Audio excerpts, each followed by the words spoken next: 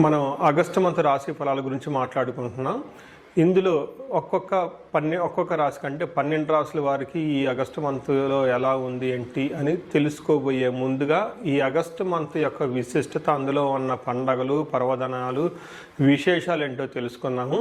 ఇందులో చూసుకుంటే ఈ ఆగస్టు మంత్ సంకటహర చతుర్థి నుంచి స్టార్ట్ అయ్యి మరలా సంకష్టహర చతుర్థితో ఈ మంత్ అంతా అయిపోతుందని మనం చెప్పుకోవాలి. ఇందులో ఇంకా మనకి ముఖ్యమైన పండుగలు ఏమున్నాయంటే, ఫస్ట్ వచ్చేటప్పటికి మనకి సికింద్రాబాద్ బోనాలు, హైదరాబాద్ బోనాలు, వీటితో పాటుగా గురుమౌఢ్యమి త్యాగం అంటారు. అంటే ఇప్పటిదాకా మనకు గురుమౌఢ్యమి నడిచిందండి. ఎప్పుడైతే 12వ తారీఖు తర్వాత మౌఢ్యమి వెళ్ళిపోతుంది, అక్కడి నుంచి శుభకార్యాలు చేసుకోవచ్చు అని మనం చెప్తూ ఉంటారు.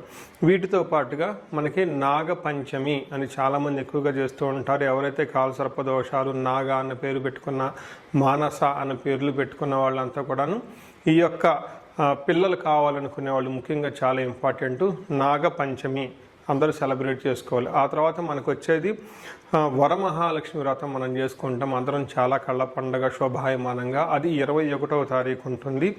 తర్వాత మనకి జంధ్యాల పౌర్ణమి, దీనిని రాఖీ పౌర్ణమి లేదంటే గాయత్రి యొక్క మనకి గాయత్రి మాత పుట్టినరోజు అని మనం సెలబ్రేట్ చేసుకుంటూ ఉంటాం అన్నమాట.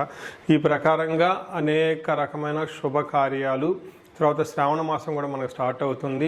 ఇవన్నీ ఉన్నాయి కాబట్టి ఎన్నో పండగలు, విశేషాలు, పర్వదినాలు కలిగిన ఈ యొక్క ఆగస్టు మంత్లో అందరికీ అష్టైశ్వర్యాలు కలగాలని, భోగభాగ్యాలు కలగాలని, చక్కగా ఉండాలని చెప్పేసి కోరుకుంటూ ఒక్కొక్క రాశి వాళ్ళకి ఎలా ఉందో మనం చూద్దాం.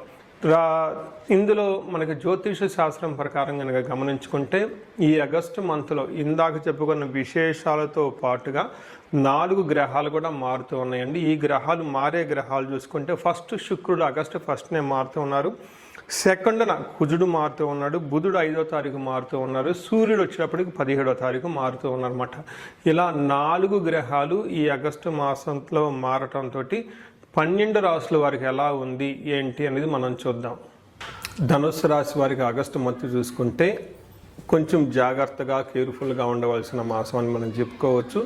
కొంచెం ఛాలెంజెస్ ఉండే విధంగా ఉంది. ఇందులో అవి చెప్పుకునే పోయే ముందు ఇందులో ఉన్న నక్షత్రాలు మనం చూసుకుంటే మూలా నక్షత్రం 1, 2, 3, 4 పాదాలు, పునర్వసు పూర్వాషాఢ 1, 2, 3, 4 పాదాలు, ఉత్తరాషాఢ ఫస్ట్ పాదం అంతా ఈ ధనుసు రాశిలో ఉంటారని గమనించాలి. ఇందులో ఉన్న పేరు బలం బట్టి మనం చూసుకుంటే యో బా బీ భూ దా భా దా భే అని అక్షరాలు ఇందులో ఉన్నాయని మనం చెప్పుకోవాలి. ముందుగా చెప్పుకున్న ప్రకారం కొంచెం మిక్స్డ్గా ఉంటుంది. కొన్ని విషయాల్లో అనుకూలంగా ఉన్నప్పుడు కానీ కొన్ని విషయాల్లో ఛాలెంజింగ్ ఎక్కువగా ఉంటుంది. బట్ ఏదైనా కానీ ఓవరాల్గా చూసుకుంటే కొంచెం జాగ్రత్తగా ఉండవలసిన రాశి ఈ ధనుస్సు రాశి అని గమనించుకోవాలి.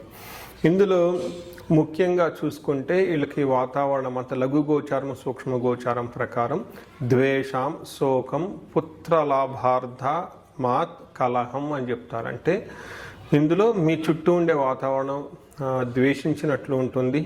గొడవలు అయ్యే అవకాశం ఎక్కువగా ఉంటుంది. శారీరకంగా కొంచెం అలసటగా ఉంటుంది. అయితే పిల్లల ద్వారా, భార్య ద్వారా, తర్వాత ధనం వచ్చే అవకాశం కూడా ఎక్కువగా ఉందని గమనించుకోవాలి. సో ఇందులో మనం డీటెయిల్స్ చూసుకుంటే సూర్యుడు 9వ ఇంట్లో ఉండటం వల్ల ఏం చెప్తారంటే నిందాపరాధ కలహం నిర్దోషచ్చ ధనక్షయ పుణ్య లాభార్థ నాశాచ విచారమే నవమే రవి అంటారు. అంటే ఎప్పుడైతే సూర్యుడు 9వ స్థానంలో, అంటే మీ జన్మరాశి నుంచి ధనుస్సు రాశి నుంచి కౌంట్ చేసుకుంటే 9వ రాశిలో ఎప్పుడైతే సూర్యుడు ఉన్నారో ఏమవుతుంది, మీతో ఎలాంటి సంబంధం లేకపోయినా కానీ, అంటే మీకు ఎలాంటి సంబంధం లేకపోయినా మీ మీద గొడవలు వచ్చి పడే అవకాశం ఎక్కువగా ఉంటుంది. నెక్స్ట్ మీలో ఎలాంటి దోషం లేకపోయినా కానీ మీరు అన్నీ తప్పులు చేశారని చెప్పేసి మీ మీద చాలా నిందలు వేసేవాళ్ళు, బ్లేమ్ చేసేవాళ్ళు ఉంటారని గమనించాలి. విపరీతంగా ధనం ఖర్చు అయ్యే అవకాశం ఉంటుంది. మంచి ఉద్దేశంతో మీరు ఏదైనా కనుక పని చేస్తే ఆ పనికి సంబంధించిన రిజల్ట్ రాకపోగా మిమ్మల్ని ద్వేషించే వాళ్ళు ఎక్కువ ఉంటారని గమనించాలి. సో ఇది ఏ ప్రకారంగా చూసుకున్నా కొంచెం ఛాలెంజింగ్గా అవమానాలు పరిచే వాళ్ళు అంతా ఎక్కువగా ఉంటారు. బట్ కాకపోతే ఇక్కడున్న ఇంట్రెస్టింగ్ అనే థింగ్ ఏంటంటే ఓవరాల్గా సక్సెస్ఫుల్గా ఉంటారని గమనించుకోవాలి. కుజుడు 7వ స్థానంలో ఉండటంతో ఇది కొంచెం మిక్స్డ్ రిజల్ట్ అని చెప్పుకోవాలి. కుజుడు 7వ స్థానంలో ఉంటే ఏమవుతుంది, అన్న వస్త్రాది రాహిత్యం సదా క్లేశ జీవితం స్వబంధుభి కువార్త పుత్ర భాతృణం క్రోధ సప్తమిగే కుజ అని చెప్తారు. సంస్కృతంలో ఒక శ్లోకం ఉంటుంది. అన్న వస్త్రాది రాహిత్యం అంటే అన్నానికి గుడ్డలకి కొంచెం ఇబ్బంది పడే పరిస్థితులు ఉంటుంది. తర్వాత మానసికంగా కొంచెం టెన్షన్స్ ఉంటారు. స్వబంధుభి అంటే బంధువులతో గొడవలు అయ్యే అవకాశం ఎక్కువగా ఉంటుంది. కువార్త అంటే ఒక చెడు వార్త మిమ్మల్ని బాధ పెట్టే విధంగా ఉంటుంది. పుత్ర భాతృణం క్రోధ పుత్రులతోటి అన్నదమ్ములతోటి గొడవలయ్యే అవకాశం ఎక్కువగా ఉంటుందని చెప్పుకోవచ్చు. అయితే ఇక్కడ కుజుడు ప్రొఫెషనల్ మ్యాటర్స్లో మంచి సక్సెస్ని గ్రోత్ని ఇస్తూ ఉంటాడు. చాలామందికి ప్రమోషన్స్ వచ్చే అవకాశం కూడా ఎక్కువగా ఉంటుందని గమనించుకోవాలి. అయితే కుజుడు ధనాన్ని కూడా కోల్పోయే విధంగా చేసే అవకాశం ఎక్కువగా ఉంటుంది. శుక్రుడు అగైన్ 10వ స్థానంలో ఉండి అంత అనుకూలమైన పొజిషన్లో అయితే లేడు. శుక్రుడు 10వ స్థానంలో ఉంటే ఇప్పటిదాకా మీకు సపోర్ట్ చేసిన వాళ్ళు, మీ మాటలకి మిమ్మల్ని ఒబీడియంట్గా మీ దగ్గర బిహేవ్ చేసేవాళ్ళు సింహంలాగా మళ్ళా మీ కళ్ళే ఎదురు తిరిగి గాండ్రించే అవకాశం ఉంటుందని చెప్పేసి శాస్త్రంలో చెప్తూ ఉంటారు. దానిని ఏమని చెప్తారంటే వ్యకులం చైవ నిశ్చత్వం మర్ధనాశనం రిపోభయం స్త్రీ సౌఖ్యమాప్నోతి దశమే భృగునందనే అని చెప్తారు. అంటే వ్యకులం అంటే మానసికంగా ఎప్పుడు ఏదో ఒక దిగులుగా ఉండే అవకాశం ఎక్కువగా ఉంటుంది. నిస్సత్వం శారీరకంగా స్టామినా లేకుండా ఉంటారు. అర్ధనాశనం ధనం కోల్పోతూ ఉంటారు. రిపోభయం శత్రు భయం విపరీతంగా ఉంటుంది. వీటితో పాటు స్త్రీ సౌఖ్య హాని అంటే స్త్రీల ద్వారా కంఫర్టబుల్గా సపోర్ట్ చక్కగా ఉన్నవాళ్ళు మీకు వాళ్ళ ద్వారా ఇబ్బంది పెట్టకుండా ఆటంకాలు కలిగిస్తూ ఉంటారు. ఇన్ కేస్ లేడీస్ అయితే ఇప్పటిదాకా మీకు సపోర్టివ్గా ఉన్న జెంట్స్ ఎవరైనా ఉంటే వాళ్ళ నుంచి మీకు ప్రాబ్లమ్స్ వచ్చే అవకాశం ఎక్కువగా ఉంటుంది అని మీరు చెప్తూ ఉంటారు. అయితే ఇక్కడ శుక్రుడు అగైన్ మంచి కూడా చేసే అవకాశం ఎక్కువగా ఉంటుంది. మంచి ఎడ్యుకేషన్ బాగా చదువుకోవాలనుకునే వాళ్ళకి అనుకూలంగా ఉంటుంది. కొత్తగా వెహికల్ కొనుక్కునే వాళ్ళకి కూడా అనుకూలంగా ఉంటుందని గమనించాలి. అయితే ఇందులో పాటు మనం చూసుకుంటే బుధుడు వీరికి 8th హౌస్లో ఉండటంతో అగైన్ మనకి పిల్లల ద్వారా నెక్స్ట్ భార్య భర్తల లేకుంటే వీళ్ళ ద్వారా అన్యోన్యత కానివ్వండి ధన సంపాదన వచ్చే అవకాశం ఎక్కువగా ఉంటుందని గమనించాం. ఇప్పటిదాకా మనం 4 గ్రహాలు ఏ విధంగా రిజల్ట్ ఉన్నాయో మనం చూసుకున్నాం. ఇప్పుడు నక్షత్రం ప్రకారం చూసుకుంటే మూల, పూర్వాషాఢ, ఉత్తరాషాఢ నక్షత్రాలు ఉంటుంది. ఇందులో మూల నక్షత్రం ప్రకారం చూసుకుంటే వీరికి రాజ్య లాభము ప్రమోషన్స్ వచ్చే అవకాశం ఎక్కువగా ఉంటుంది. కొంతమంది లాంగ్ ట్రావెల్ చేయాలి, ఫారిన్లో ఉండాలి, వెకేషన్ వెళ్ళాలి అనుకున్న వాళ్ళకి బాగుంటుంది. షాపింగ్స్ కూడా ఎక్కువగా చేసే అవకాశం ఎక్కువగా కనిపిస్తుంది. ఇందులో క్షేమంగా ఉంటారు. అయితే 2 విషయాలు జాగ్రత్తగా ఉండాలి. ఒకటి ధనహీనత, దరిద్రము 2 చూపిస్తుంటుంది. అంటే ఇక్కడ మీకు టయానికి సరిపడినంత ధనం ఉండదు. రెండోది ధనం లేకుండా ఇబ్బందులు కూడా పడే అవకాశం ఎక్కువగా ఉంటుంది. తర్వాత పూర్వాషాఢ నక్షత్రం చూస్తే వీరికి రాజ్యలాభం ఉంటుంది, వస్త్రలాభం, షాపింగ్స్ అంటే ఉంటుంది. వీరికి కూడా హెల్త్ కాంప్లికేషన్స్ ఎక్కువగా ధనానికి సంబంధించిన ప్రాబ్లమ్స్ ఎక్కువగా ఉండే అవకాశం ఉంటుంది. ఉత్తరాషాఢ నక్షత్రం వారికి వీళ్ళకి రాజ్యలాభం చూపిస్తుంది, వస్త్రలాభం చూపిస్తుంటుంది. కానీ అదే టైంకి ధనం కూడా ఇబ్బంది పడే అవకాశం బాగా కనిపిస్తుంది ఈ రాశి వాళ్ళకి. పూర్వాషాఢ, ఉత్తరాషాఢ నక్షత్రం వాళ్ళని గమనించుకుంటే ఇందులో పూర్వాషాఢ నక్షత్రం వాళ్ళకి చిన్న చిన్న గాయాలయ్యే అవకాశం ఎక్కువగా ఉంటుంది. ట్రావెల్ చేసేటప్పుడు కొంచెం జాగ్రత్తగా ట్రావెల్ చేసుకొని ఎక్కువగా స్ట్రైన్ అవ్వకుండా చాలా స్లోగా నిదానంగా ట్రావెల్ చేస్తే చాలా బాగుంటుంది. సో చూశారు కదండి, ఒక రకంగా ఈ రాశి వారికి శని అంత అనుకూలంగా లేరు, దీంతో పాటు గురువు అనుకూలంగా లేరు. ఇప్పుడు మారుతున్న 4 గ్రహాల్లో 3 గ్రహాలు అనుకూలంగా లేవు. కొంచెం అన్నీ ఇబ్బంది పడే విధంగా ఉన్నాయి. అయితే ప్రతిదానికి భయపడని అవసరం లేదు. నాకు రీసెంట్గా ఈ రాశి వారి నుంచి ఎక్కువగా కాల్స్ కూడా రావటం స్టార్ట్ అవుతూ ఉన్నాయి. లాస్ట్ కపుల్ ఆఫ్ మంత్స్ వరకు అయితే కాల్స్ ఎక్కువగా వచ్చాయి, కానీ ఇప్పుడు ఈ లాస్ట్ మంత్ ఈ మంత్ కొంచెం కాల్స్ ఎక్కువగా ఈ రాశి వాళ్ళు ఫోన్ చేస్తూ ఉన్నారు. ట్రబుల్స్ కొంచెం ఎక్కువగా ఉన్నాయి. కొంచెం ఎక్కువగా పరిహారాలు చేసుకొని ఆధ్యాత్మికంగా ఉంటే చక్కగా ఈ రాశి వాళ్ళు ముందుకెళ్ళే అవకాశం ఎంతైనా ఉంటుంది. ఈ రాశి వారికి అష్టైశ్వర్యాలు కలగాలని, భోగభాగ్యాలు కలగాలని చెప్పేసి నేను కోరుకుంటున్నాను. నమస్తే.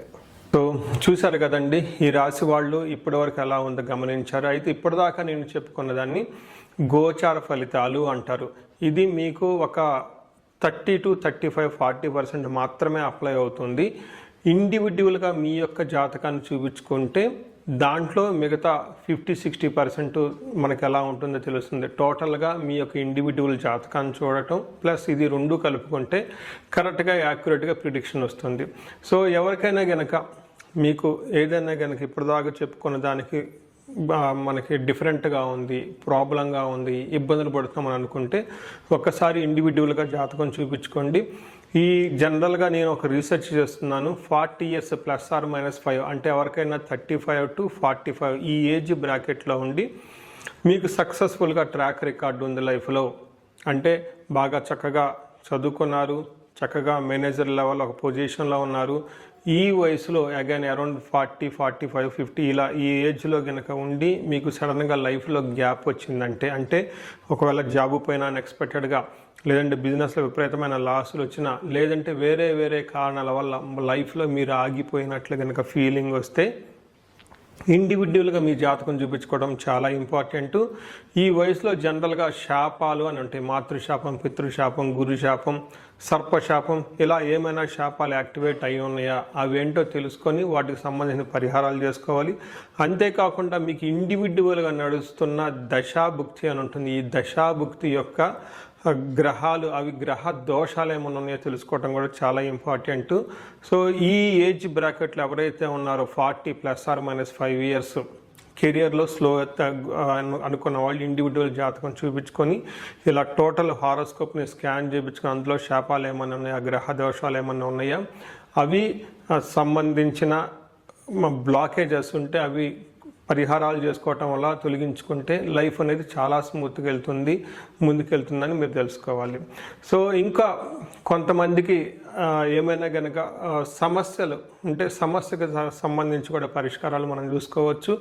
ఎవరికైతే ధనానికి బాగా ఇబ్బంది పడిపోతున్నారో స్వర్ణలక్ష్మి విశేష హోమం చేయించుకోవటం, కుబేర పాశుపతం చేయించుకోవటం చాలా ఇంపార్టెంట్. ఎవరికైతే భార్యాభర్తల మధ్య అన్యోన్యత తక్కువగా ఉండి ఇబ్బంది పడుతున్నారో అన్యోన్య దాంపత్య పాశుపత అభిషేకం, ఫ్యామిలీలో సరైన అట్మాస్ఫియర్ లేదు, అంతా గొడవలుగా ఉంది, శత్రు బాధలు ఉన్నారంటే చండీ హోమం, చండీ పారాయణం చేయించుకోవటం, ఎవరికైతే హెల్త్ సరిగ్గా ఉండదు అనుకున్నారో ఆయుష్ సూక్తము, ఆయుష్ హోమం, మృత్యుంజయ హోమం చేయించుకోవటం, ఇలా ఎలాంటి మీకు ఇండివిజువల్గా ఏదైనా కనుక సమస్యలున్నా, రకరకాల సమస్యలు ఉంటే ఆ యొక్క సమస్య నుంచి బయటపడడానికి ఒక్కసారి జాతకం చక్రం చూపించుకొని దానికి కారణం ఏంటో తెలుసుకొని తగు పరిహారాలు చేసుకుంటే ఈ సమస్యల నుంచి చక్కగా బయటపడే అవకాశం ఎంతో ఉంటుంది. సో ఈ రాశి వారికి అష్టైశ్వర్యాలు కలగాలని, భోగభాగ్యాలు కలగాలని, అందరూ చక్కగా ఉండాలని చెప్పేసి కోరుకుంటున్నాను. నమస్కారం.